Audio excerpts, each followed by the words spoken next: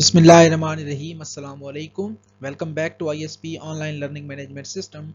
Today's lecture number 8 for the course of Properties of Structural Materials. This course is generally for MSc Civil Engineering. I myself, Engineer Dr. Mohammad Aslam, Assistant Professor, Department of Civil Engineering, Institute of Southern Punjab, Multan. Today's lecture number 8 and week number 8. So these are your reference textbooks. इन books के अलावा अगर आपके पास design of reinforced concrete structure से relevant या advance concrete technology से relevant कोई और बुक अवेलेबल है तो उसको भी आप यूज़ कर सकते हैं। जनरली जो थ्योरेटिकल पार्ट है वो हम properties of concrete by M Neville या concrete technology by M Neville and J Brooks, हम इन दो बुक्स को फॉलो कर रहे होते हैं। और डिज़ाइन के लिए आप नदीम हसन की structural concrete theory and design, reinforced concrete design by Kong Wan and जो ये भी यूज़ कर सकते हैं। Design of concrete structures by Nilson Darwin and Dolan, ये भी यूज़ कर सकते हैं। इनके अलावा अगर आपके पास कोई और इंडियन ऑथर वगैरह अवेलेबल है तो उसको भी आप यूज़ कर सकते हैं। ज़्यादातर जो बुक्स के अंदर फ़र्क होता है वो डिज़ाइन के जो प्रोसीजर्स होते हैं वो ऑलमोस्ट सिमिलर फॉलो होते हैं, लेकिन यूनिट्स वगैरह का फ़र्क होता है। कोई एसआई सिस्टम को फॉलो करता है, कोई एफपीएस सिस्टम को फॉलो करता है। तो हम पाकिस्तान के अंदर जो जनरल इंडस्ट्री है हमारी, वो FPS system, fit pound system को ज़्यादातर प्रीफर किया जाता है। तो इस वजह से हम एफपीएस सिस्टम को इस कोर्स के अंदर जो है वो प्रीफर करेंगे। तो इनके अलावा अगर आपके पास कोई और बुक अवेलेबल है तो उसको भी आप यूज़ कर सकते हैं। So in our today's class we are going to discuss about the hardened concrete testing methods के कंक्रीट को जब हम टेस्ट करते हैं तो hardened concrete testing methods कौन से हैं, या कंक्रीट को हार्ड होने के बाद कौन कौन से टेस्टिंग प्रोसीजर्स को फॉलो किया जाता है, और नॉन डिस्ट्रक्टिव टेस्टिंग के मेथड्स कौन से हम रियल इंडस्ट्री के अंदर यूज़ करते हैं। उन तमाम मेथड्स को आज हमने डिस्कस करना है। General we can say that the basic method of verifying that concrete complies with the specifications is to test its strength, कि जो आपके मेजर यूजेस हैं कंक्रीट को जैसे आप बनाते हो या कंक्रीट का एलिमेंट जैसे आपने प्रिपेयर किया, तो हम कैसे आइडेंटिफाई करते हैं कि ये मटेरियल हमारा यूजफुल मटेरियल है या नहीं। उसके लिए हम डिफरेंट टेस्टिंग परफॉर्म करते हैं, स्ट्रेंथ वगैरह चेक करते हैं by considering different types of specimens, cubes and cylinders from the freshly mixed concrete, उसमें से हम बनाते हैं। और concrete is assumed as a brittle material, यानी कि आप एक गिलास की तरह मटेरियल है, एक सर्टेन हाइट से आप ड्रॉप करते हो तो वो छोटे छोटे बारीक पार्टिकल्स के अंदर टूट जाता है। स्टील जो है वो डक्टाइल मटेरियल कहलाता है और कंक्रीट जो है वो ब्रिटल मटेरियल कहलाता है। कंक्रीट हम बनाते हैं उसके लिए जो सबसे पहला इंपॉर्टेंट टेस्ट है that is the comparative strength. उसके अंदर हम सिलेंडर्स यूज करते हैं, क्यूब्स यूज करते हैं। सिलेंडर के एसटीएम स्पेसिफिकेशंस फॉर C470 के तहत जो सिलेंडर्स के डायमेंशंस हैं वो आप 100 बाय 200 मिलीमीटर्स और 150 बाय 300 मिलीमीटर्स के सिलेंडर्स ले सकते हैं। उसके बाद जो क्यूब्स हैं ब्रिटिश स्टैंडर्ड के तहत हमारे पास जो डायमेंशंस हैं वो 150 millimetre by 150 millimetre by 150 millimetre, इसके हम डायमेंशन लेते हैं। और क्यूब्स जो हैं उसके बाद डिफरेंट स्टैंडर्ड्स ने मॉडिफाई किया तो उसके डायमेंशंस आप 100 बाय 100 बाय 100 मिलीमीटर क्यूब के भी ले सकते हैं। तो comparative strength basically is a stress is equals to load over area, कि जो आप लोड है जिसके ऊपर आप मशीन के जरिए लोड अप्लाई करते हैं विद रिस्पेक्टिव एरिया, आप उसको डिवाइड कर देते हैं एरिया से तो आपको स्ट्रेस मिल जाती है। जिस स्ट्रेस को बेसिकली हम कंपैरेटिव स्ट्रेंथ, अगर आप लोड को दोनों डायरेक्शंस के अंदर, पैरेलल डायरेक्शंस के अंदर एक्चुअल सेंट्रॉइड पॉइंट जब सेम हो तो आप मेंबर को कंप्रेस करके जब फेल करते हैं that will be considered as a comparative stress और कंपैरेटिव स्ट्रेंथ। इन पिक्चर्स के अंदर आप देख सकते हैं कि जो क्यूब्स और सिलेंडर्स हैं उनको हम 3 लेयर्स के अंदर फिल करते हैं और ईच लेयर जो है वो 25 या 35 टाइम्स हम ब्लोज के ज़रिए से उसको कॉम्पैक्ट करते हैं। उसके बाद हमारे पास जो लोडिंग मशीन के अंदर किस तरह से अप्लाई करते हैं हम वो भी आप देख सकते हैं पिक्चर के अंदर।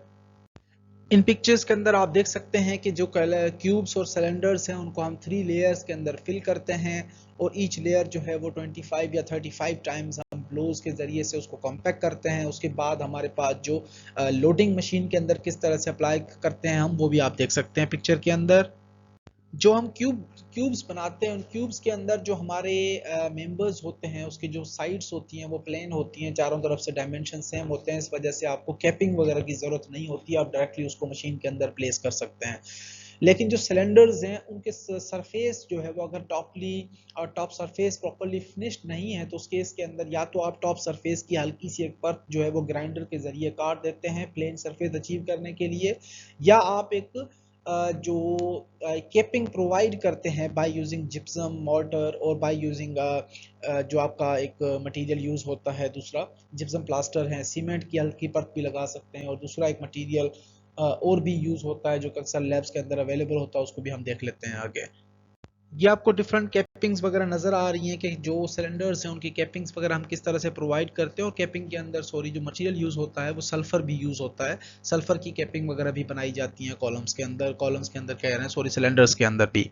Now we have a factors. What are the factors that affecting the comparative strength? Factors कौन से affect करते हैं? Number one is the stress distributions in the stress specimens, कि जो आपकी stress distributions हैं, कि जो आप कंपैरेटिव स्ट्रेंथ अप्लाई करते हो, अगर आपका एक रिक्वायर्ड सरफेस एरिया के ऊपर आप स्ट्रेंथ अप्लाई करते हो तो स्ट्रेंथ आपकी यूनिफॉर्मली डिस्ट्रीब्यूटेड स्ट्रेसेस होंगी, तो आपकी जो स्ट्रेंथ है वो बेहतर आएगी। अगर उसी सैंपल के मिड में कहीं आप एक छोटा सा स्टोन का पीस रख लो और लोड अप्लाई करो, तो लोड आपका वाया स्टोन एक पिन पॉइंट लोड जो है वो अप्लाई हो रहा होगा, तो स्ट्रेंथ आपकी सिग्निफिकेंटली रिड्यूस हो जाएगी। उसके बाद effect of length to depth ratio, कि आपका जो सिलेंडर है एल टू डी रेशियो, यानी सिलेंडर का जो डाया है और सिलेंडर की जो लेंथ है या हाइट है, इनका आपस में रेशियो जो है ये भी मैटर करता है कि सिलेंडर आप अगर लॉन्गर सिलेंडर बना लो, लेंथ वाइज बड़ा कर दो, तो स्ट्रेंथ आपकी रिड्यूस हो जाएगी। उसके बाद स्पेसिमेन ज्योमेट्री है, क्यूब्स की स्ट्रेंथ डिफरेंट होती है, सिलेंडर्स की स्ट्रेंथ डिफरेंट होती है। अगर आप कोई और एलिमेंट बनाते हो किसी और शेप का, तो ऑफकोर्स जो ज्योमेट्री है वो अफेक्ट करती है आपकी स्ट्रेंथ को। उसके बाद रेट ऑफ लोडिंग है, मशीन के अंदर जब हम यूनिफॉर्मली लोड अप्लाई करते हैं तो एक रेट ऑफ लोडिंग हमें स्पेसिफाई कराया गया है कोर्स की तरफ से, जो कि जिसके हम 3.5 भी रखते हैं, 2.54 भी रखते हैं। तो अदरवाइज अगर आप रेट ऑफ लोडिंग इंक्रीज कर दोगे तो आपकी स्ट्रेंथ ज्यादा शो हो रही होगी, लेकिन एक्चुअली इस तरह से नहीं है। तो हमने रेट ऑफ स्ट्रेंथ या रेट ऑफ लोडिंग भी हमने कंसीडर करना है एज पर स्पेसिफिकेशंस। उसके बाद मॉइस्चर कंटेंट है, सरफेस के ऊपर अगर पानी प्रेजेंट है, मॉइस्ट, आप जल्दी से क्विकली पानी से सैंपल को निकालते हो और मशीन के अंदर लगाते हो, तो स्ट्रेंथ आपकी कम आएगी। उसके बाद हमारे पास टेम्परेचर है, ऑफ कोर्स टेम्परेचर भी एक इम्पॉर्टेंट पैरामीटर है जो कि स्ट्रेंथ को अफेक्ट करता है। अगर आपका एक हॉट टेम्परेचर चल रहा है या ओवन के अंदर आप सैंपल को रखते हो और वहां से निकाल के अचानक से जल्दी से आप टेस्ट करते हो, तो वहां पे भी स्ट्रेंथ आपकी अफेक्ट हो रही होती है। उसके बाद ये हमारे पास सैंपल्स हैं जो कि जब मशीन के अंदर हम टेस्ट करते हैं तो क्यूब्स हमारे किस तरह से फेल होते हैं। नंबर वन जो आपको नजर आ रहा है, जैसे आपने लोड अप्लाई किया, ए पिक्चर के अंदर आप देख सकते हैं कि सम सिलेंडर्स हमारे इस तरह से फेल होते हैं और सम सिलेंडर्स आपको बी में भी नजर आ रही है पिक्चर के अंदर। So the typical failure modes for the testing of cubes, we have non explosive failures and explosive failures. ये दो किस्म के फेल्यूर अपीयर होते हैं जब आप क्यूब्स को टेस्ट करते हैं। इसी तरह से जब हम सिलेंडर्स को फेल करते हैं, हमारे पास तीन टाइप्स के फेल्यूर अपीयर होते हैं। स्प्लिटिंग फेल्यूर है जो कि आप ए पिक्चर के अंदर देख सकते हैं, शेयर फेल्यूर जो कि आपको बी पिक्चर के अंदर नजर आ रहा है, उसके बाद हमारे पास स्प्लिटिंग एंड शेयर का कंबाइन है जो कि आपको सी पिक्चर के अंदर नजर आ रहा है। अब पहले पिक्चर के अंदर हमने देखा कि जैसे हम लोडिंग अप्लाई करते हैं उसी हिसाब से हमारे पास फेल्यूर ज्योमेट्री ऑफ टाइप या उस हिसाब से फेल्यूर अपीयर होते हैं मेंबर के अंदर। Then we have effect of L to D ratio. The standard cylinder has a length to diameter ratio of 2, यानी कि आपके पास जो डायमीटर था वो 150 मिलीमीटर है और लेंथ आपके पास 300 मिलीमीटर है, तो overall ratio L to D आपके पास आ जाता है 2। So if L to D ratio is other than 2, a correction factor must be applied to count for the restraining effect of the platins discussed earlier, कि आपका अगर L to D ratio ज़्यादा हो जाता है तो उस केस के अंदर आप अपने स्ट्रेंथ पैरामीटर्स को, फैक्टर्स को कंसीडर करोगे कि हमारी जो प्रॉपर्टीज़ हैं वो फैक्टर मल्टीप्लाई हो जाएगा एक्चुअल स्ट्रेंथ अचीव करने के लिए। ये हमारे पास L to D ratio factors हैं। अगर आप यहाँ देखें कि L to D रेशियो अगर हमारे पास जो 2 है तो उस केस के अंदर हमारा जो फैक्टर काउंट होता है रिलेटिव स्ट्रेंथ वो 1 यानी कि 100% स्ट्रेंथ कंसीडर हो रही होती है।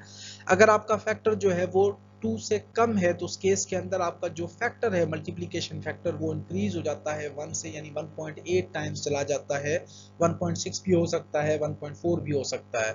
अगर आपका ये L to D रेशियो ज़्यादा हो जाता है, for example in case of 4, तो आप वैल्यू को सब्सिक्वेंटली इस ग्राफ को, चार्ट को फॉलो करते हुए आप रिड्यूस कंसीडर करते हैं जो कि 1 से कम होती है।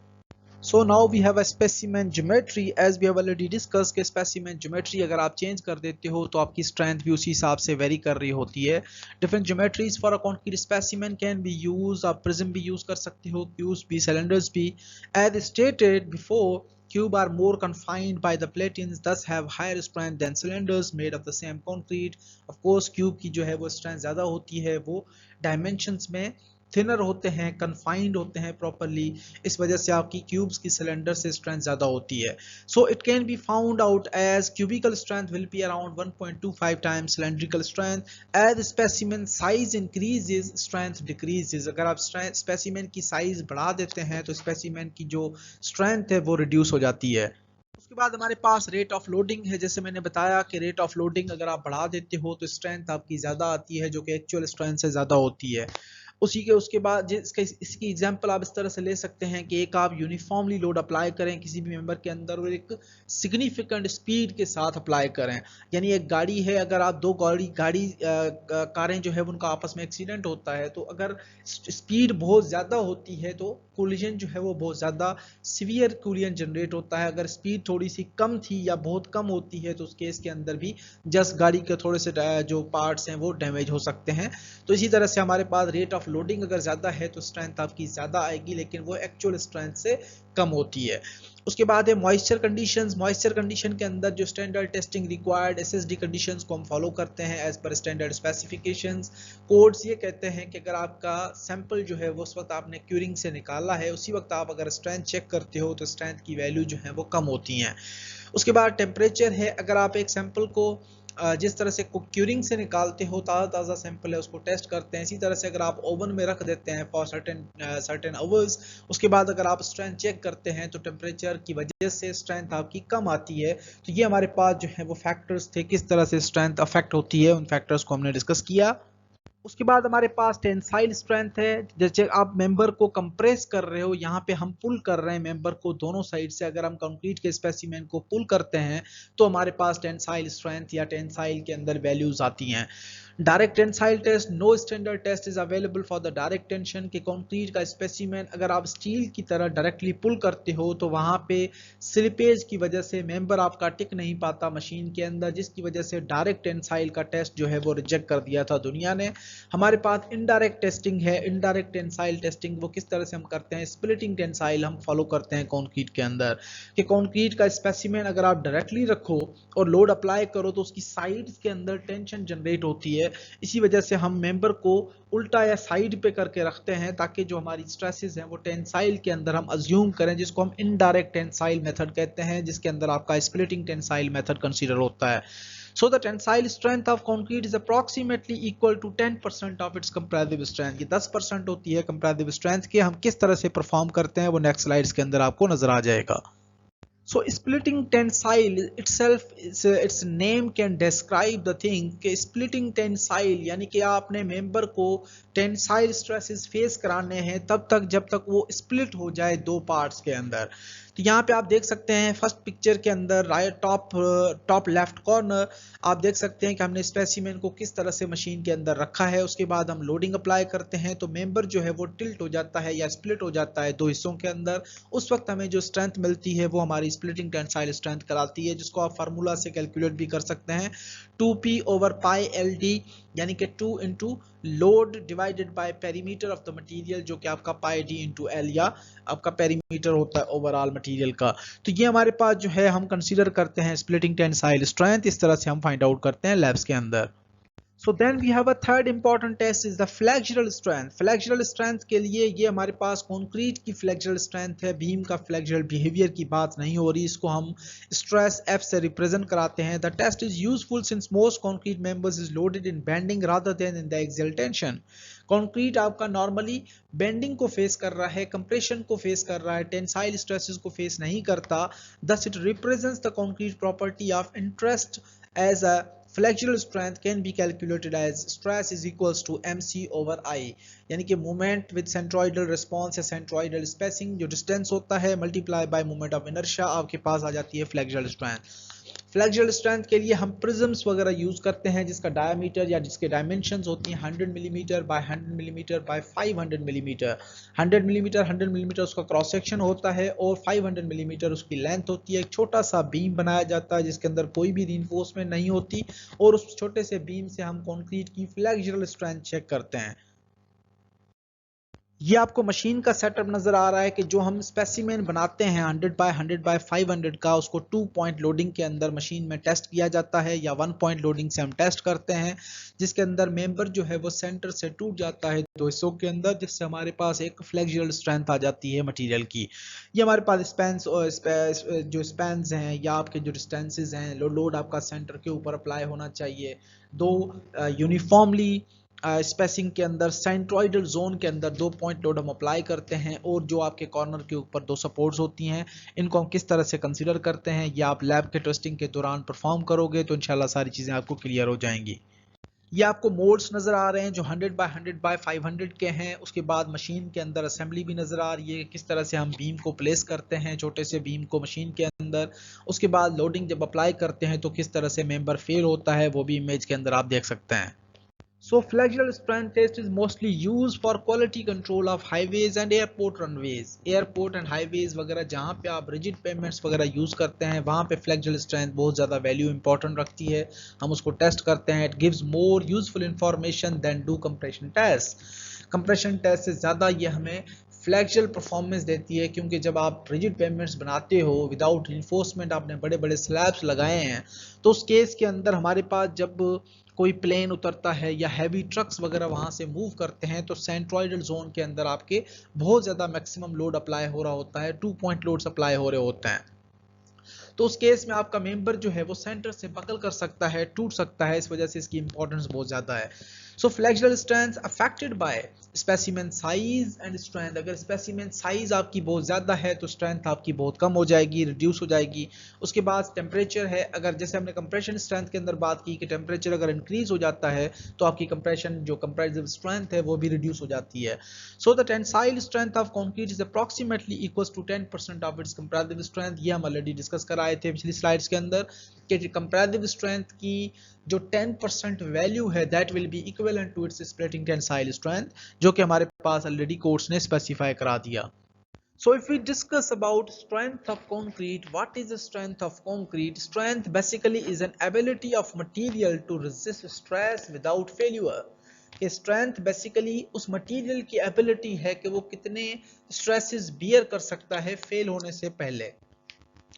So concrete strength made of strength of paste or mortar, strength of coarse aggregate, paste mortar interface and strength of coarse aggregate.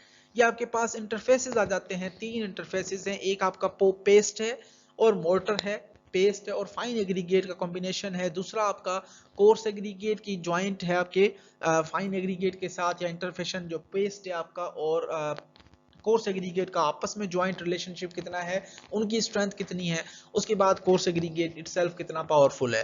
तो ये तीनों चीजें जो है वो अफेक्ट करती हैं हमारी ओवरऑल स्ट्रेंथ को। यहाँ पे आप पिक्चर के अंदर देख सकते हैं कि आपको पेस्ट भी नजर आ रही है, कोर्स एग्रीगेट और उसके सराउंडिंग में जो पेस्ट है ITZ जोन जो हम कहलाता है वो भी हमें नजर आ रहा है। So cracks at the bond between aggregate rebar and paste can be seen here in the arrows, के आपके जो रिइंफोर्समेंट्स हैं उसके सराउंडिंग में बॉन्ड किस तरह से डेवलप हुआ, कोर्स एग्रीगेट के सराउंडिंग में डेवलप किस तरह से हुआ, और फाइन एग्रीगेट के सराउंडिंग में सीमेंट पार्टिकल्स ने किस तरह से बिहेव किया, जिसको हम ITZ जोन कहते हैं कि कोर्स एग्रीगेट और आपका जो पेस्ट है उसके दरमियान बॉन्डिंग किस तरह से बनी है। तो ये तीनों पैरामीटर्स जो हैं वो आपकी ओवरऑल स्ट्रेंथ को अफेक्ट करते हैं। So after that we have factors. What are the factors that are affecting the strength of concrete? Number one is the water cement ratio, as we have already discussed in our previous sessions कि water cement ratio अगर आप increase कर देते हैं तो आपकी overall strength जो है वो reduce हो जाएगी, यानी कि पानी का अमाउंट जितना आप ज्यादा ऐड करते हो कंक्रीट की स्ट्रेंथ जो है वो उतनी ही रिड्यूस हो जाती है। Since the water cement ratio controls the porosity of concrete, it controls the strength as well. Water cement ratio will be higher, strength will be lower. उसके बाद हमारे पास है डिग्री ऑफ कॉम्पैक्शन के कंक्रीट जितना अच्छा कॉम्पैक्टेड होगा उतनी ही स्ट्रेंथ जो है वो आपकी इंक्रीज होगी, जितने पोरस वॉइड्स कम होंगे कंक्रीट के अंदर उतनी ही स्ट्रेंथ जो है वो बेहतर आएगी हमारे मटेरियल की।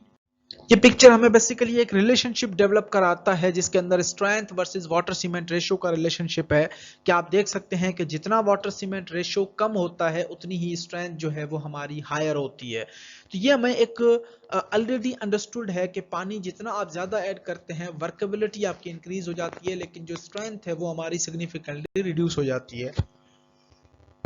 Third factor is the curing time. अगर आप प्रॉपर क्यूरिंग टाइम प्रोवाइड करते हो, ऑफ कोर्स आपकी कंक्रीट जो है वो स्ट्रेंथ उतनी ही बेहतर अचीव करता है।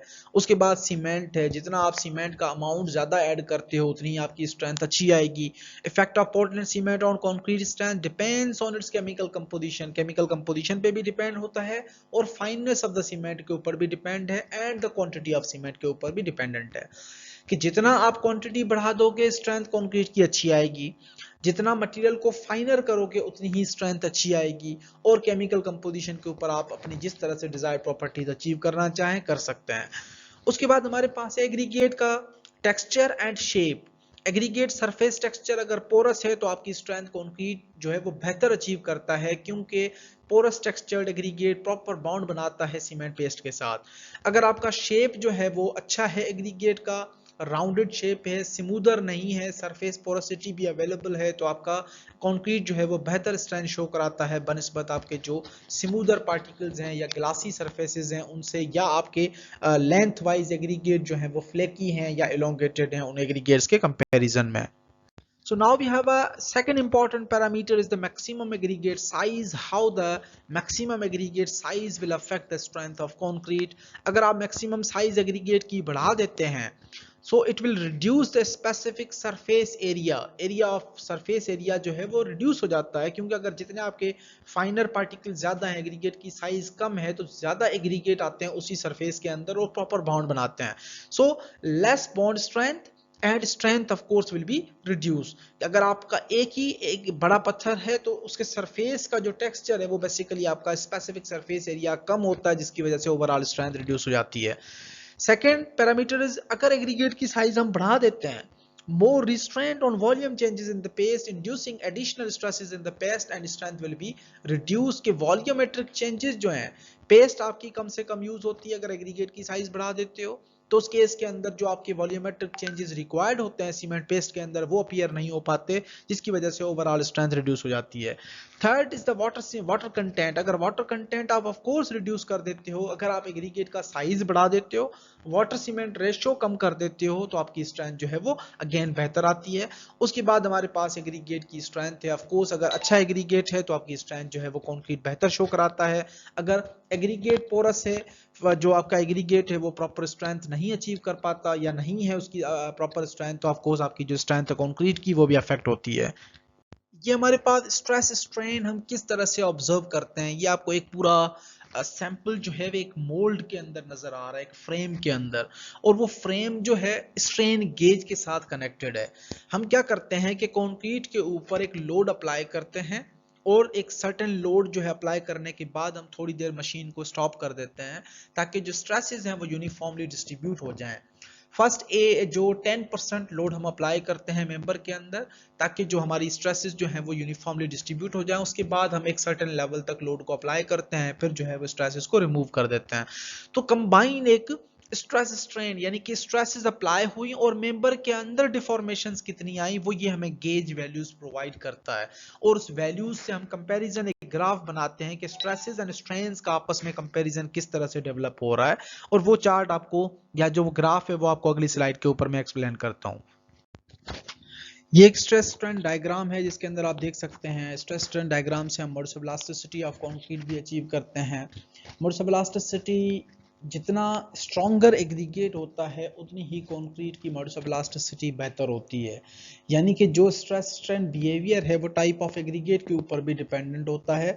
और लाइट वेट कंक्रीट और नॉर्मल वेट कंक्रीट का स्ट्रेस स्ट्रेन बिहेवियर आप यहाँ पे देख सकते हैं कि किस तरह से जो है वो मैक्सिमम स्ट्रेसेस कितनी स्ट्रेंथ्स के ऊपर आ रही होती हैं।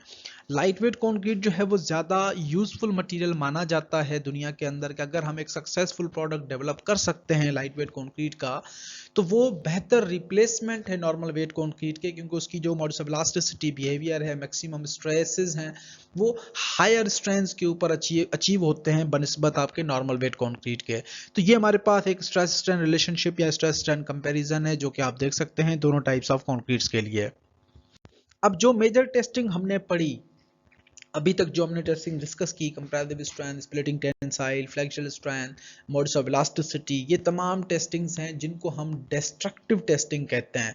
यानी कि स्पेसिमेंस को हम कंप्लीटली डिस्ट्रॉय करके हमें डिफरेंट वैल्यूज मिलती हैं, जिससे हम comparative strength, splitting tensile, flexural strength और मोड्स ऑफ इलास्टिसिटी वगैरह कंसीडर करते हैं। अब हमारे पास आ जाता है उसके बाद नॉन डिस्ट्रक्टिव टेस्टिंग, कि अगर हम किसी सैंपल को फेल करे बजाय, फेल करने के अलावा ऐसे ही रियल सैंपल के ऊपर कोई ऐसी टेक्नोलॉजी अप्लाई करें जिससे हमें स्ट्रेंथ वगैरह आइडेंटिफाई हो, तो उनको हम नॉन डिस्ट्रक्टिव टेस्टिंग कंसीडर करते हैं।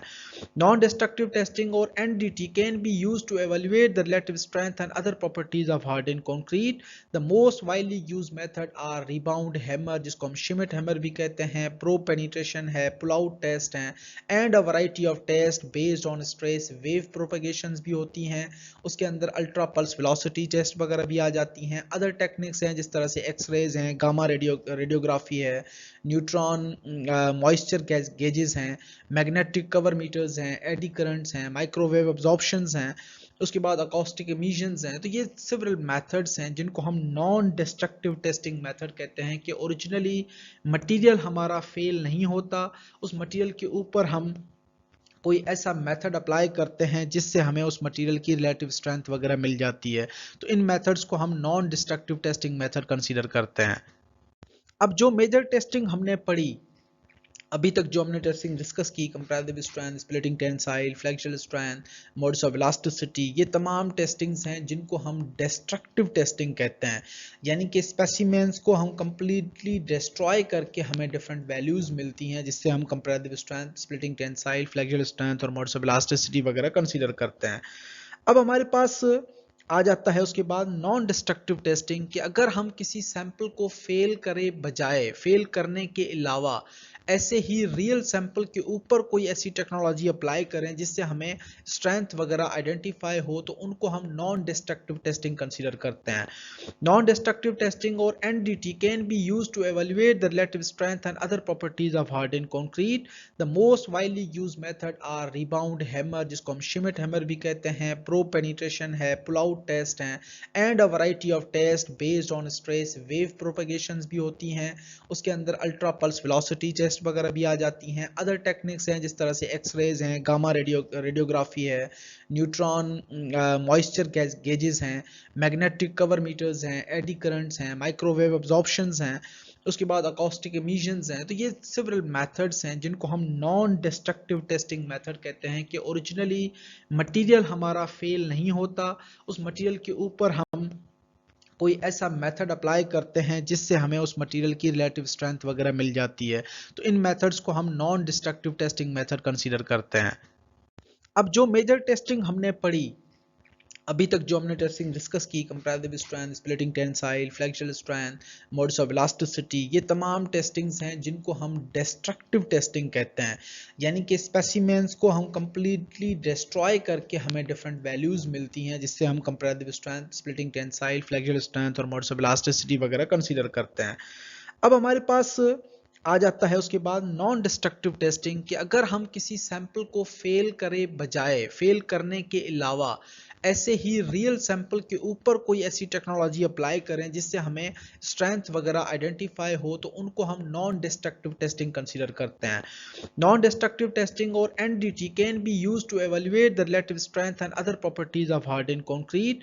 The most widely used method are rebound hammer, जिसको हम शिमिट हैमर भी कहते हैं, प्रोब पेनिट्रेशन है, पुल आउट टेस्ट है, and a variety of test based on stress, wave propagations भी होती हैं, उसके अंदर अल्ट्रा पल्स वेलोसिटी टेस्ट वगैरह भी आ जाती हैं। अदर टेक्निक्स हैं जिस तरह से एक्सरेज हैं, गामा रेडियोग्राफी है, न्यूट्रॉन मॉइस्चर गेजेस हैं, मैग्नेटिक कवर मीटर्स हैं, एडी करंट्स हैं, माइक्रोवेव अब्जॉर्प्शंस हैं, उसके बाद अकॉस्टिक एमिशंस हैं। तो ये सिवरल मेथड्स हैं जिनको हम नॉन डिस्ट्रक्टिव टेस्टिंग मेथड कहते हैं, कि ओरिजिनली मटेरियल हमारा फेल नहीं होता, उस मटेरियल के ऊपर हम कोई ऐसा मेथड अप्लाई करते हैं जिससे हमें उस मटेरियल की रिलेटिव स्ट्रेंथ वगैरह मिल जाती है। तो इन मेथड्स को हम non destructive testing method consider करते हैं। अब जो मेजर टेस्टिंग हमने पढ़ी, अभी तक जो हमने टेस्टिंग डिस्कस की, comparative strength, splitting tensile, flexural strength, modes of elasticity, ये तमाम टेस्टिंग्स हैं जिनको हम डिस्ट्रक्टिव टेस्टिंग कहते हैं। यानी कि स्पेसिमेंस को हम कंप्लीटली डिस्ट्रॉय करके हमें डिफरेंट वैल्यूज मिलती हैं, जिससे हम comparative strength, splitting tensile, flexural strength और मोड्स ऑफ इलास्टिसिटी वगैरह कंसीडर करते हैं।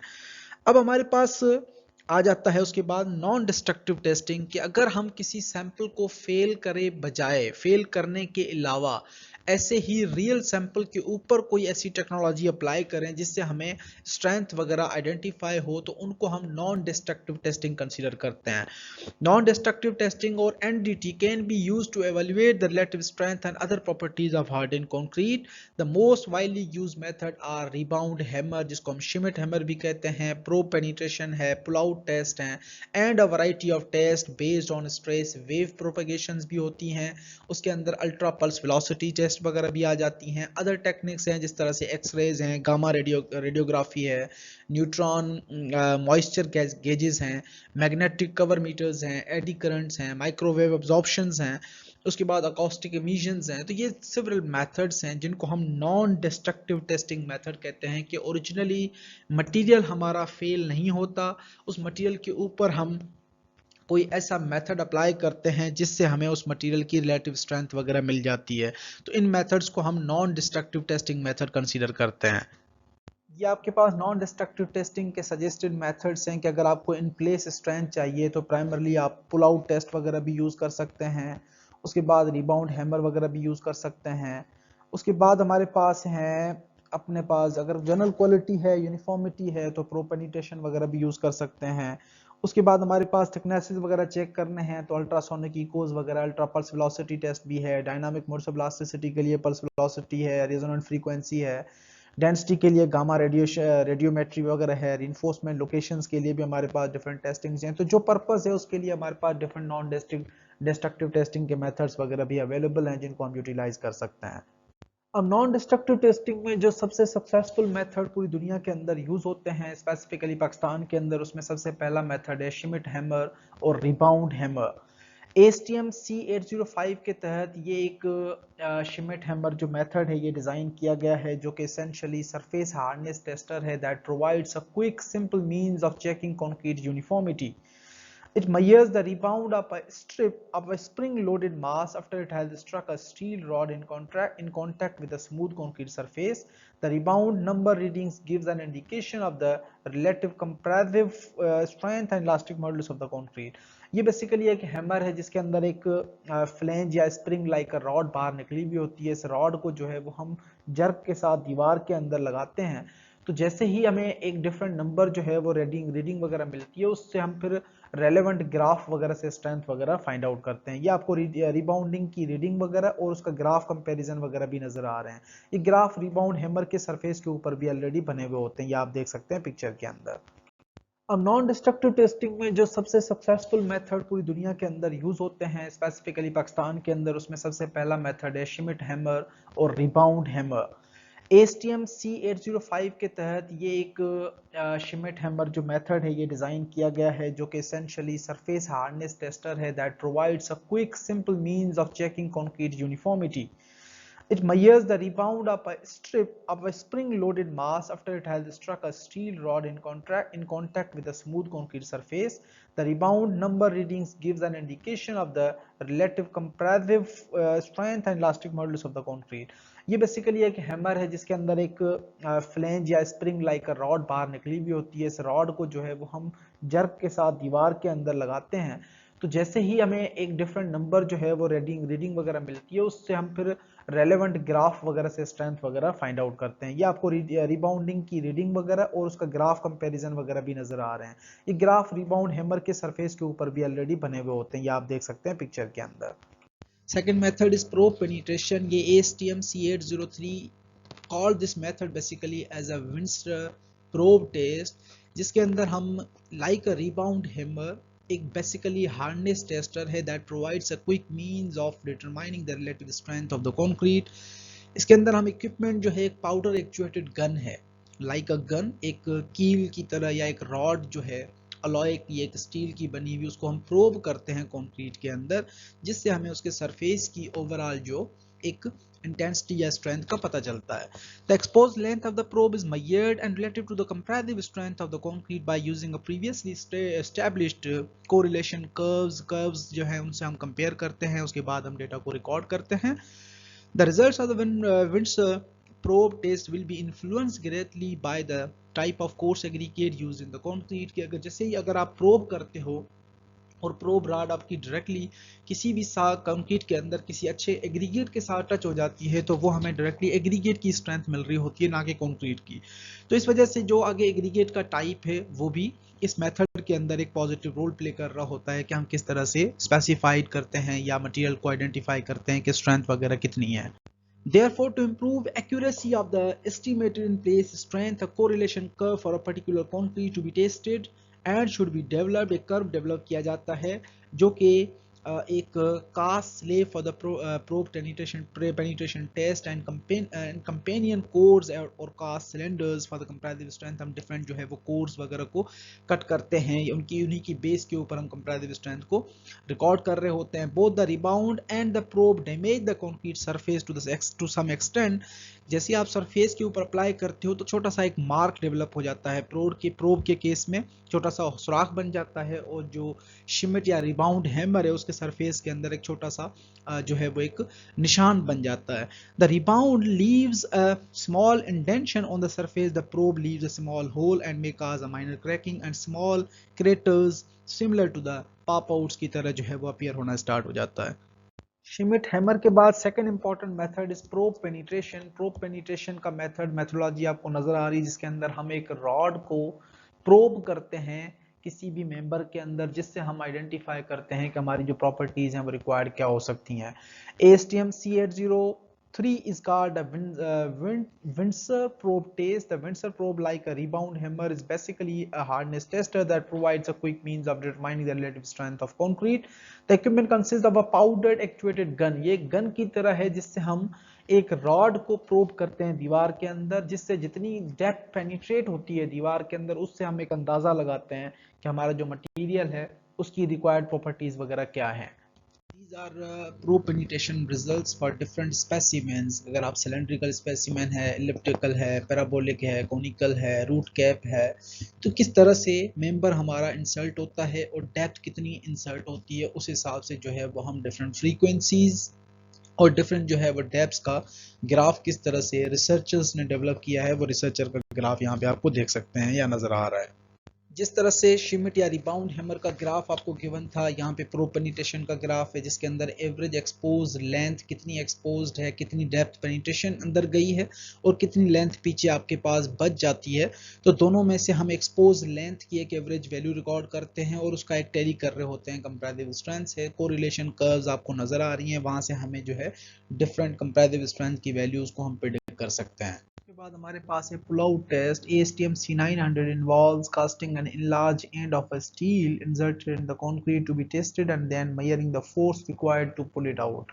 इसमें हम क्या करते हैं कि कंक्रीट बनाते वक्त या कंक्रीट के बाद में हम एक रॉड को इंसर्ट कर देते हैं किसी मेंबर के अंदर, कंक्रीट के अंदर, और बाद में हम उसको पुल आउट करते हैं, जिसके जरिए से जो हमें टेंसाइल लोड रिक्वायर्ड होता है वहां से जो पुलिंग फोर्स अप्लाई हो रहा है उससे हमें एक अंदाजा मिलता है, या टेस्टिंग से जरिए से हमें पता चलता है कि इस मटेरियल की स्ट्रेंथ कितनी है। उसके बाद हमारे पास है pull out strength has a strong correlation to the comparative strength and the relationship is affected little by the factors such as water cement ratio and type of materials use. Of course अगर आप different material use करते हो तो आपका जो पुल out test है वो behaviour जो है वो वेरी कर जाता है, क्योंकि हमारे पास जो पुल आउट टेस्ट के अंदर हम सैंपल्स को पुल कर रहे होते हैं किसी भी इमर्स सैंपल के अंदर से, यानी कि आपका कोई भी स्पेसिमेन बना हुआ है वहां पे आप ड्रिल करते हो और स्पेसिमेन को पुल आउट करते हैं। तो अगर स्ट्रॉन्गर बॉन्ड है तो आपका ऑफ कोर्स जो है वो हायर कंपैरेटिव स्ट्रेंथ रिक्वायर्ड होगी या हायर पुलिंग स्ट्रेंथ रिक्वायर्ड होगी, जिससे हमें अंदाजा होता है कि कंपैरेटिव स्ट्रेंथ इस मटेरियल की ज्यादा है। अगर आप वाटर सीमेंट रेशियो कम कर देते हो तो of course higher strength develop हो रही होती है, जिससे भी हमें एक अंदाजा मिल रहा होता है। तो ये हमारे पास एक कम्युलेटिव जो है वो समरी ग्राफ्स वगैरह हैं, जिसके अंदर pull out load versus comparative strength के जो है वो सिलेंडर्स और क्यूब्स के डिफरेंट ग्राफ्स और कोरिलेशंस आपको गिवन है। ये कंप्लीट पुल आउट टेस्ट की परफॉर्मेंस का जो तरीका है आपको नजर आ रहा है कि डिफरेंट सैंपल्स हमने डिफरेंट जो है वो एक चार्ट बनाते हैं लाइक जो है ग्रिड लाइंस हम बनाते हैं किसी भी स्पेसिमेन के ऊपर, उनके सेंटर के अंदर से हम डिफरेंट सैंपल्स ले रहे होते हैं और डिफरेंट सैंपल्स का हम कम्युलेटिव एवरेज वैल्यू एक चूज करते हैं. So pull-out test is performed in accordance with ASTM C1583 can be used to evaluate the strength of the concrete surface before applying a repair material and for evaluating the bond strength of an overlay bonded concrete. कि कोई भी concrete है उसकी आप bond strength भी achieve कर सकते हो, compressive strength भी achieve कर सकते हो by taking various samples और उन samples से हमें cumulative value वगैरह मिल रही होती है. यहाँ पे आपको ऑलरेडी चीजें मिली हुई हैं. एक पूरा कंप्लीट जो है वो मेटालिक डिस्क नजर आ रही है, is bonded to the surface using the fast setting adhesive. A partial depth core is drilled to the specified length depth and disc is pulled off by applying direct tensile force. For example हम क्या करते हैं कि हमने पहले जो surface था उस सरफेस के ऊपर हम कोई मटेरियल जो एडेसिव वगैरह चिपका देते हैं, फिर उसके सराउंडिंग में जो है हम एक ड्रिल कर देते हैं, होल कर देते हैं जिस तरह से. और उस ड्रिलिंग से जब सराउंडिंग में हमने होल किया उसके बाद जो हमने चिपकाया था मटेरियल जो हमारे कंक्रीट सरफेस के ऊपर, उससे हम मटेरियल को पुल कर रहे होते हैं और हमें बस एक डिजायर्ड स्ट्रेंथ वगैरह मिल जाती है. ये कंप्लीट पुल आउट टेस्ट की परफॉर्मेंस का जो तरीका है आपको नजर आ रहा है कि डिफरेंट सैंपल्स हमने डिफरेंट जो है वो एक चार्ट बनाते हैं लाइक जो है ग्रिड लाइंस हम बनाते हैं किसी भी स्पेसिमेन के ऊपर, उनके सेंटर के अंदर से हम डिफरेंट सैंपल्स ले रहे होते हैं और डिफरेंट सैंपल्स का हम कम्युलेटिव एवरेज वैल्यू एक चूज करते हैं. So pull-out test is performed in accordance with ASTM C1583 can be used to evaluate the strength of the concrete surface before applying a repair material and for evaluating the bond strength of an overlay bonded concrete. कि कोई भी concrete है उसकी आप bond strength भी achieve कर सकते हो, compressive strength भी achieve कर सकते हो by taking various samples और उन samples से हमें cumulative value वगैरह मिल रही होती है. यहाँ पे आपको ऑलरेडी चीजें मिली हुई हैं. एक पूरा कंप्लीट जो है वो मेटालिक डिस्क नजर आ रही है, is bonded to the surface using the fast setting adhesive. A partial depth core is drilled to the specified length depth and disc is pulled off by applying direct tensile force. For example हम क्या करते हैं कि हमने पहले जो surface था उस सरफेस के ऊपर हम कोई मटेरियल जो एडेसिव वगैरह चिपका देते हैं, फिर उसके सराउंडिंग में जो है हम एक ड्रिल कर देते हैं, होल कर देते हैं जिस तरह से. और उस ड्रिलिंग से जब सराउंडिंग में हमने होल किया उसके बाद जो हमने चिपकाया था मटेरियल जो हमारे कंक्रीट सरफेस के ऊपर, उससे हम मटेरियल को पुल कर रहे होते हैं और हमें बस एक डिजायर्ड स्ट्रेंथ वगैरह मिल जाती है. Fourth important non destructive testing method में आ जाता है अल्ट्रा पल्स वेलोसिटी टेस्ट, यूपीवी जिसको हम कहते हैं.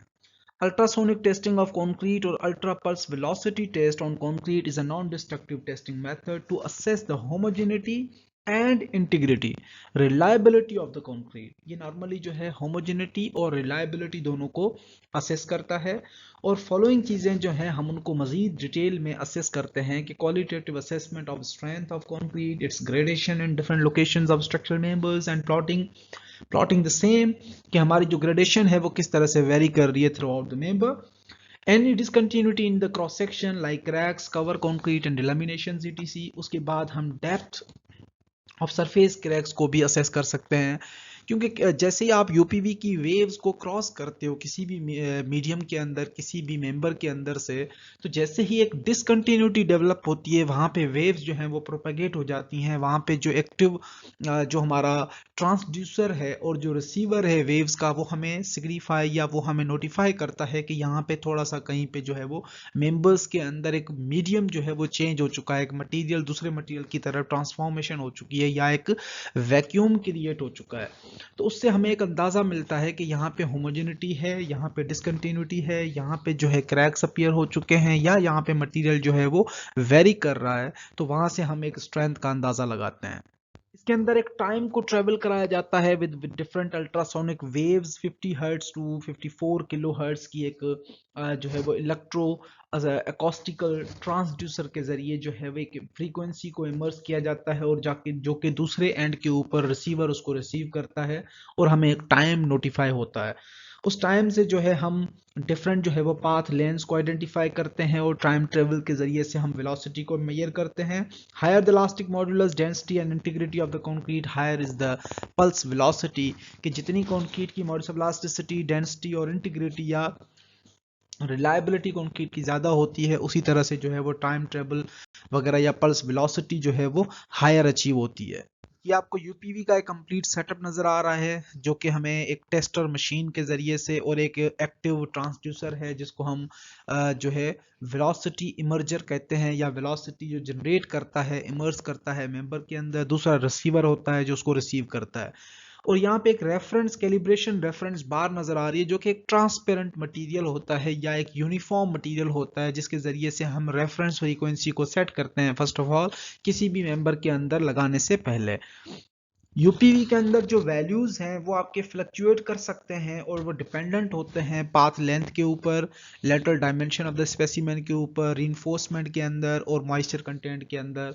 जैसे हमने डिस्कस किया कि जैसे ही मीडियम चेंज होता है मटेरियल के अंदर, बॉडी टू बॉडी के अंदर अगर कोई क्रैक इमर्ज हो जाता है, कोई मेंबर के अंदर वेरिएशन आती है, तो वहाँ पे जो यूपीवी की वेव्स हैं वो ट्रांसमिट हो जाती हैं, या उनकी जो वेव प्रोपेगेशन है या वेलोसिटी है उसके अंदर इंक्रीमेंट या डिक्रीमेंट ऑब्जर्व होता है।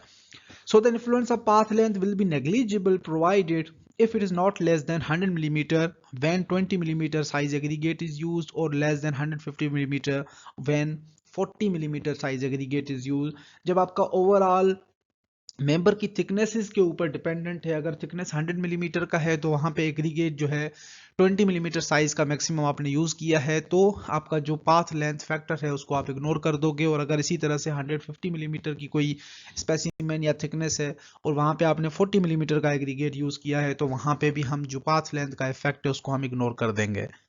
उसके बाद हमारे पास है अल्ट्रा पल्स वेलोसिटी टेस्ट, जिसको हम यूपीवी टेस्ट कहते हैं। यूपीवी टेस्ट के अंदर हमारे पास जो स्पेसिमेन यूज होता है वो यूपीवी का एक कंप्लीट मैकेनिज्म बना हुआ होता है, एक डिवाइस होता है, जिसके अंदर सबसे पहले हमारे पास दो जो है ट्रांसमीटर्स होते हैं, एक को रिसीवर कहा जाता है, दूसरे को ट्रांसमीटर कहा जाता है। तो ये तीन सरफेसेस के अंदर आप अप्लाई कर सकते हो exactly in the same line, opposite line, जिसके अंदर से वेव्स आपकी इमर्स हो रही होती हैं। दूसरा बाय यूजिंग साइड्स, एंड तीसरा जो है वो पैरेलल यूज, यानी कि आप एक तरफ से रिसीवर जो है वो रिसीव करता है वेव्स को, और ट्रांसमीटर जो है वो इमिट करता है different ultra pulse velocity waves, जो कि आपका रिसीवर जब रिसीव करता है तो एक टाइम रिकॉर्ड होता है कि कितने टाइम के अंदर तमाम वेव्स वन एंड से दूसरे एंड तक पहुंच रही हैं। अब इसके अंदर हम सबसे पहले जो डिवाइस है, या आपको नेट पे इसकी डिवाइसेस वगैरह तस्वीरें मिल जाएंगी और प्रोसीजर भी मिल जाएगा। इसके अंदर हम क्या करते हैं कि सबसे पहले हमारे पास एक ट्रांसपेरेंट ग्लास टाइप मटेरियल होता है, जिससे हम इस इक्विपमेंट की कैलिब्रेशन करते हैं। कैलिब्रेशन करने के बाद हम जब रिसीवर के ज़रिए से या ट्रांसमीटर के ज़रिए से वेव्स इमिट करते हैं, दोनों कंक्रीट के सरफेसेस के सराउंडिंग में हमने जो है वो मशीन या डिवाइसेस हमने अटैच कर देने होते हैं पकड़ के। उसके बाद हम मशीन को ऑन करते हैं, तो मशीन हमारे जो एक ट्रांसमीटर है वो वेव को इमिट करता है और रिसीवर उसको रिसीव करता है। तो यहाँ से आपको डिफरेंट जो है वो टाइम डिपेंडेंट एक वैल्यूज मिलती हैं, जिससे बाद में आप उसको कन्वर्ट कर लेते हो इनटू द कंपैरेटिव स्ट्रेंथ। ये हमारे पास कंक्रीट की क्वालिटी है based on ultrasonic pulse velocity waves की टेस्टिंग के हिसाब से। अगर आपकी पल्स वेलोसिटी जो है वो 4 किलोमीटर्स पर सेकंड के हिसाब से अगर ज़्यादा आती है 4 किलोमीटर से, तो उस केस को हम कंक्रीट की क्वालिटी में very good to excellent consider करेंगे। अगर 3.5 से 4 के दरमियान आती है तो good to very good, slight porosity in the concrete में exist, 3 to 3.5 satisfactory but loss of integrity suspected, और अगर 3 से कम है तो poor and loss of integrity is expected और is 100% exist into the member. ये हमारे पास एक क्लासिफिकेशंस हैं जो कि कोर्ट की तरफ से सजेस्टेड हैं कि जो हमारे पास यूपीवी की वैल्यूज आती हैं उन वैल्यूज को हम किस तरह से बाद में जस्टिफाई करते हैं। ये हमारे पास एक टेबल है जिसके अंदर identification of corrosion prone location based on pulse velocity and hammer readings. जो रिबाउंड हैमर है और पल्स वेलोसिटी की रीडिंग्स हैं, उनसे हम किस तरह से अंदाज़ा लगाते हैं कि जो हमारा मेंबर है उसके अंदर आया जो स्टील था वो क्रोड हो चुका है या उसकी क्या पोजीशन है। तो हाई यूपीवी वैल्यूज़ हैं या हाई रिबाउंड नंबर्स हैं तो हम कंसीडर करते हैं कि there is no corrosion into the member. और अगर वो वैल्यूज़ मीडियम में आती हैं और रिबाउंड हैमर की वैल्यूज़ जो हैं वो भी लोअर आती हैं, तो सरफेस डिलामिनेशन या low quality of concrete surface या कोरोजन प्रोन एरियाज जो हैं वो उनको कंसीडर किया जा सकता है।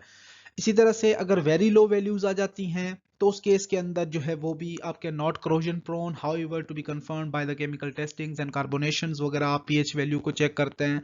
इसी तरह से फोर्थ कैटेगरी में अगर फॉल होता है तो कोरोजन के चांसेस बहुत ज़्यादा हो जाते हैं। उसके बाद हमारे पास stress waves and vibration test के अंदर मजीद हमारे पास जो है ASTM C597 के स्टैंडर्ड्स हैं, जिसके अंदर पल्स वेलोसिटी आ जाती है, जो कि मैयर करता है time travel between the transducers, जो कि आपका एक ट्रांसमीटर है, दूसरा रिसीवर है। उसके बाद वेलोसिटी जो है डिक्रीज हो जाती है, is a sign of distress, properties जो है वो प्रॉपरली डिस्ट्रीब्यूट नहीं हो रही स्ट्रेसेस। उसके बाद हमारे पास ASTM C215 जो है फंडामेंटल रेजोनेंस फ्रीक्वेंसीज वगैरह को इन्वॉल्व करते हैं, जो कि यूज होती हैं dynamic modes of elasticity and Poisson ratio को कैलकुलेट करने के लिए। उसके बाद ASTM D4580 जो कि चेन ड्रैग कहलाता है, जो कि आपका डिलेमिनेशन को जो है वो डिटेक्ट करता है कि कहाँ कहाँ पे कोई भी डिफेक्ट्स अवेलेबल हैं। उसके बाद ASTM C1383 जो है इम्पैक्ट इको मेथड है, जो कि बेसिकली यूज होता है to measure the thickness of plate like elements, जो कि थिनर एलिमेंट्स हैं उनकी थिकनेसेस वगैरह को रिकॉर्ड करता है। इसी तरह से जो stress wave and vibration test के अंदर इम्पैक्ट इको आ जाता है, जो कि थिकनेसेस को मेजर करता है। उसके बाद हमारे पास जो ASTM D4748 जो है वो मल्टी लेयर पेमेंट्स के लिए इक्विपमेंट्स अवेलेबल हैं। उसके बाद ASTM D6087 जो है वो यूज होता है to evaluate the presence of delaminations वगैरह। ये डिफरेंट नॉन डिस्ट्रक्टिव टेस्टिंग्स हैं जो कि अवेलेबल हैं इंडस्ट्री के अंदर, उनको यूटिलाइज किया जाता है डिफरेंट पर्सपेक्टिव्स और पर्पसेस के लिए। उसके बाद हमारे पास मेथड आ जाता है ग्राउंड पेनिट्रेटिंग रडार। ये बेसिकली ASTM D4748 और ASTM 6087 के रूल्स के तहत चलता है, जिसके अंदर हम डिलेमिनेशंस वगैरह या मल्टी लेयर पेवमेंट्स वगैरह रोड्स वगैरह के अंदर ऑब्जर्व करते हैं। उसके बाद ये जिस तरह से सोनार होती है मैरीन्स वगैरह के अंदर या सब मैरीन्स में यूज़ होती है, इसी तरह से ये डिफरेंट वेव्स को इलेक्ट्रोमैग्नेटिक एनर्जी के तहत जो है वो वेव्स इमिट करता है, जो कि फिर बाद में जो है ट्रांसमिट होती हैं और डिफरेंट जो है वो लेयर्स के जरिए आपको पता चल रहा होता है कि कौन कौन से मटेरियल्स नीचे जो है वो अवेलेबल हैं। मजीद ग्राउंड पेनिट्रेटिंग रडार के अंदर at a concrete metal interface there is 100% reflection of energy in the electromagnetic pulse. Electromagnetic pulse के अंदर 100% रिफ्लेक्शन के चांसेस होते हैं। उसके बाद अगर एयर आ जाती है, अगर किसी कंक्रीट के अंदर जो पेनिट्रेटिंग रडार की जो रेज हैं वो किसी मेटल के साथ कंक्रीट के अंदर पास होते हुए मेटल के साथ टच होती हैं, तो 100% एनर्जी जो है वो रिफ्लेक्ट हो जाती है। अगर एयर के साथ टच होते हैं, अगर वहां पे कोई वैक्यूम मिल जाता है, तो 50% जो है वो एनर्जी जो है वो ट्रांसमिट हो जाती है या रिफ्लेक्टेड हो जाती है। Ground penetrating radar is very effective in locating the embedded steel and can probe deeper than the electrical cover meters. जहां पे स्टील की लोकेशन आपको चाहिए, वहां पे ये एक मेथड जो है वो सक्सेसफुली काम करता है। It is also useful for evaluating grouting in reinforced concrete masonry constructions also, and there are two methods to evaluate the bridge decks and pavements वगैरह। इसके अंदर मजीद दो मेथड्स अवेलेबल हैं, जो कि पेमेंट्स वगैरह या ब्रिज डेक्स वगैरह जो स्लैब्स होती हैं ब्रिज की, उनके अंदर आप उनको एवेल्युएट कर सकते हैं। GPR के लिए जो है दो मेथड हैं जो कि ब्रिज के लिए स्पेसिफाइड हैं कोर्स की तरफ से। ASTM D4748 जो कि थिकनेसेस वगैरह को यूज करता है या अपर लेयर और मल्टी लेयर की थिकनेसेस वगैरह को पेमेंट्स के सिस्टम के अंदर आइडेंटिफाई करता है। और ASTM D6087 जो है वो presence of delaminations due to cover corrosion of the top layer reinforcement in the concrete bridge decks वगैरह। ये आपका पेनिट्रेटिंग रडार जो है नॉर्मली यूज होता है corrosion जो reinforcements आपने यूज की थी मल्टी लेयर्स के अंदर, उन reinforcement की जो ओवरऑल क्वालिटी है उसको असेस करने के लिए यूज होता है। ये एक GPR मेथड है जो कि USA में 2010 के अंदर एक ग्राउंड पेनिट्रेटिंग रडार जो है नियर स्टिल वाटर यूज किया गया था डिफरेंट रीडिंग्स को ऑब्टेन करने के लिए। ये एक शिमेटिक व्यू है या एक इलेक्ट्रॉनिक माइक्रोस्कोपिक इमेज है, जिसके ज़रिए से हम डिफरेंट वेव्स की प्रोपेगेशंस को ऑब्टेन करते हैं, किस तरह से जो है ग्राउंड पेनिट्रेटिंग रडार जो है ये वेव्स हैं वो इमिट होती हैं और किस तरह से जो है वो रिएक्टिव चीज़ें वापस डिस्पर्स होती हैं या रिफ्लेक्ट होती हैं। वो एक जस्ट एक शिमेटिक व्यू के अंदर दिखाई गई हैं चीज़ें। Thank you very much.